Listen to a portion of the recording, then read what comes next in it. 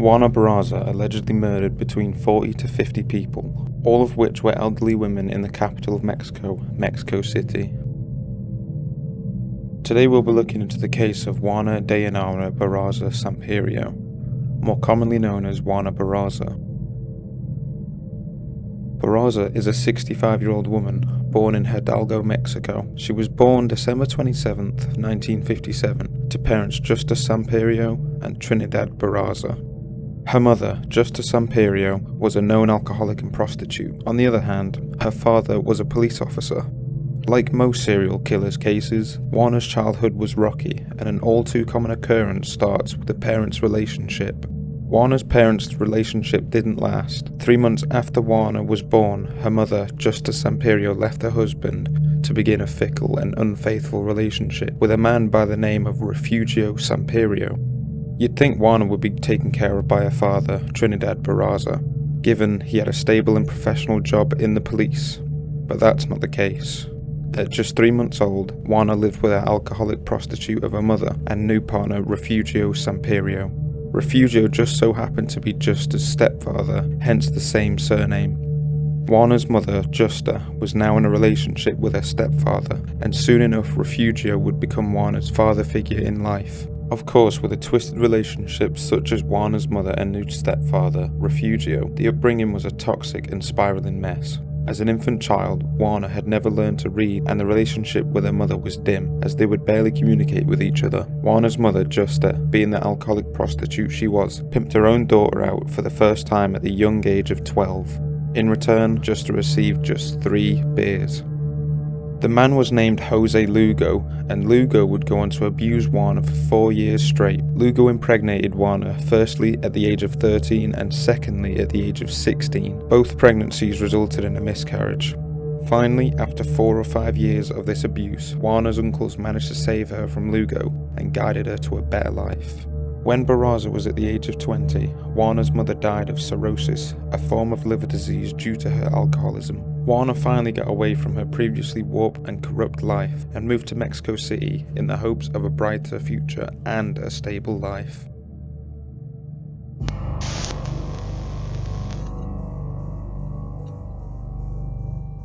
Once Juana was in Mexico City, she seemed to have somewhat of a normal life. A few failed marriages here and there left her with 4 children, but unfortunately her firstborn died at the age of 24 due to being involved in a shooting. Between the 1980s and 1990s, Juana was moving from job to job to ensure her family of 4 children were able to survive, whilst also touring Mexico as a wrestler by the name of La Dama del Silencio, aka the Lady of Silence, or the Quiet Lady. As I previously stated, she hadn't learned to read as a child and barely communicated with her mother, which is the inspiration behind her wrestling alias. Not much more came from Juana's wrestling career. She would gather around 300 to 500 pesos per fight, which realistically isn't enough to sustain a healthy lifestyle while providing for what is now 3 children.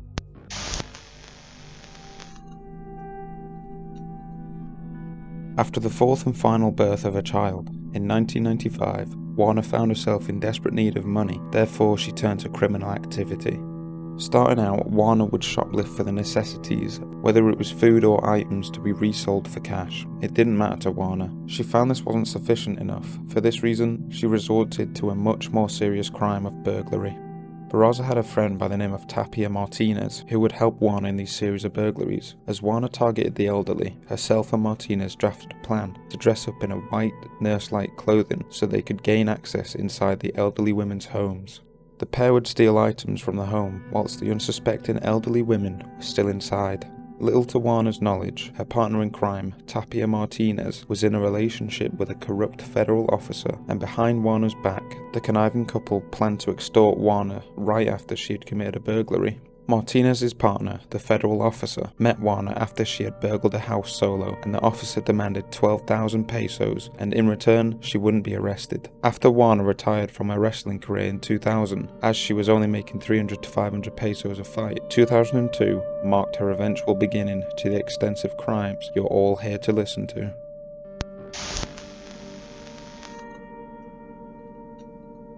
In 1998, Mexico City had an increase of elderly people being murdered, but to none of which were Juana. So already, Mexico City was experiencing a mass influx of murders involving the vulnerable elderly. The police hypothesized these string of murders were conducted by a male who they titled El Mataviejitas, the little old lady killer.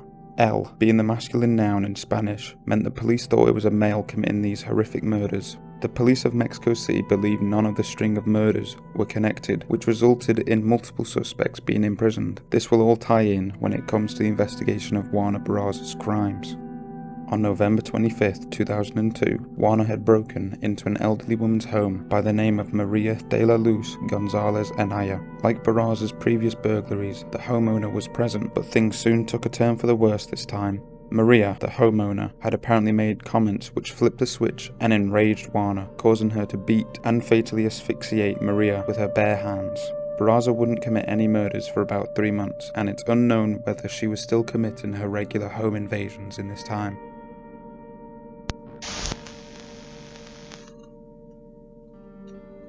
November 5, 2003, almost a year on from Barraza's first victim, police had finally compiled enough evidence to come to a conclusion that there was in fact a serial killer involved.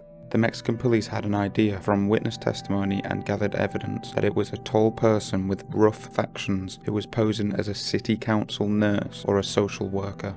This seemed pretty accurate to how Juana gained entry to the home she burgled, but it just wasn't sufficient enough to pin the crime on Juana. Within the month of December, the Mexican police released 2 eyewitness sketches, but only as persons of interest. One sketch more feminine looking, and one more masculine looking. The police then released the information to the public of Mexico City that there was indeed a serial killer on the loose. Now with the public's knowledge of a serial killer in the city, the police were heavily swaying towards it being a male, as some witnesses reported seeing a muscular figure in a dress near the crime scenes. So let's sum up what the police and public know. A potential male uses nurses' outfits to manipulate elderly people into a false sense of security and is described as having a muscular figure.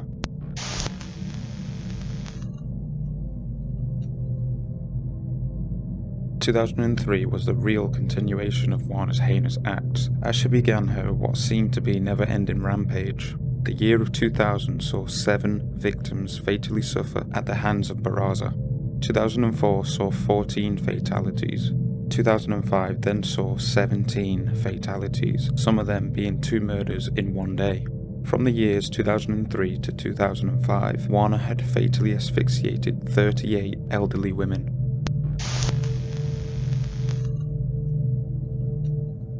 Let's take a look at Juana's rampage in the year of 2005, as one event is particularly pivotal.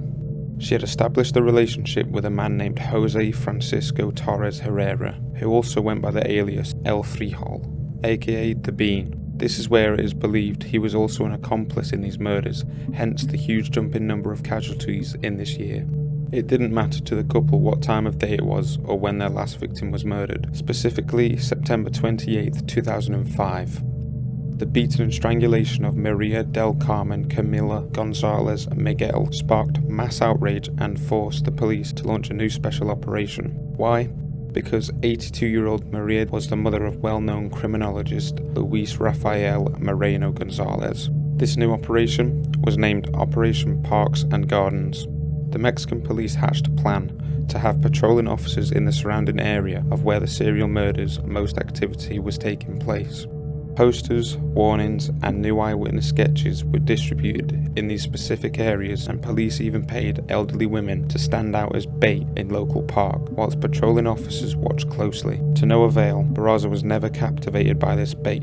With the new operation not working to the Mexican police's liking, they were running out of ideas, and with it coming towards the end of 2005, the Lady of Silence really did go silent, as she wouldn't strike again after her last victim of 2005 was on the 18th of October. Due to it being a couple of months of complete silence, the police believed the serial killer had taken their own life. That was until January 25th, 2006.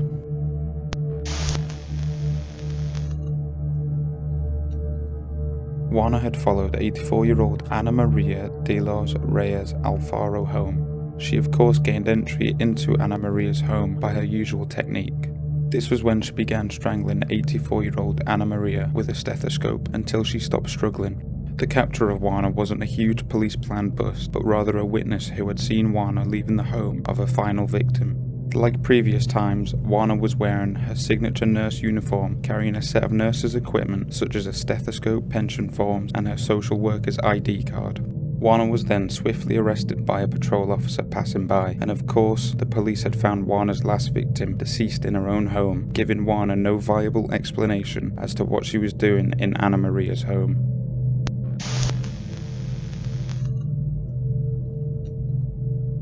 After Juana's eventual arrest in January 2006, her home was searched only to find a trophy room full of cut-out newspapers of the crimes she committed, as well as some victims' belongings which were all placed on an altar dedicated to Jesus Malverde and Santa Muerte. These two names are Mexican folklore saints that a lot of Mexican criminals dedicate their crimes to, just as Juana had seemingly been doing. Once Barraza was in police custody, they had her stand with the eyewitness sketches and a mannequin head of what the killer's appearance was thought to be. This was to make the public think the police were on the right track to catching Juana, but in reality, Barraza was interviewed on national TV talking about wrestling a week just before her eventual capture. At her trial, when Juana was asked why she had done these despicable acts on innocent women, she replied with, "I got angry. I killed old ladies because my mother mistreated me, bit me, cursed at me, and sold me to an old man." All along, Juana just wanted revenge for the unspeakable things her mother had put her through, but her mother had died when Juana was 20 years old. Juana was tried for 30 murders but only found guilty of 16 of them. She was also found guilty of 12 of the robberies she committed in this time. Juana was sentenced to 759 years in prison, but due to the Mexican prison law, she would be eligible for parole automatically after serving between 50 to 60 years, leaving Juana close to the age of 100. That was the case of Juana Barraza. Please let me know what you thought in the comments below, and as always, thank you for your time.